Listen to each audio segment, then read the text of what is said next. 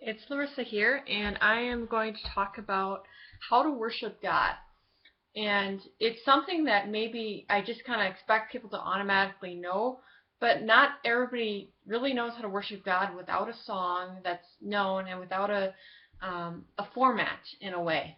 And I just believe it's not a formula, but there's some basic principles that we could learn because I learned a lot of stuff by trial and error.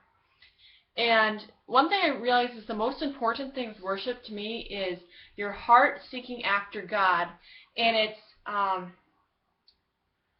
it's willing to do things that are uncomfortable.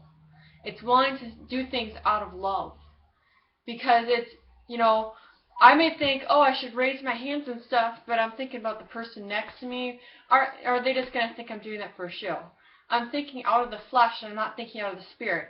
When you have the fear of the Lord, you care more about what the Lord thinks than anybody else. And I'm still working on that. Like this particular area of worship, maybe I've got that revelation a tiny bit more, but like other areas of my life, I don't have that as much, and I'm a work in progress in that way. Um, it's it's about focusing your mind on the things above and not the things on earth. And I don't remember where that's in the scripture, but I could probably put that below the reference. And when you focus on the things that are above, you get the things that are above. You get the things of heaven. And in heaven, there's the glory. In heaven, there's everything you need. And you don't worship to get things, but it's just a principle of what you're focusing on is the answer.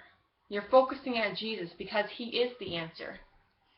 And just when you get a revelation of His goodness and how good He is, you can worship out of who He is. Sometimes we may have to start out just thanking God for what He's done for us and in that way, but it just sometimes we could kind of be at a loss and think, well, my life isn't going that great right now and I don't have a lot of things, but you could always rely on the character of God to worship.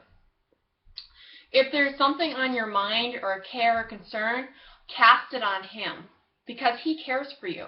And that's from the scripture as well. Especially if it's something like unforgiveness that's just like rolling in your heart, forgive right away.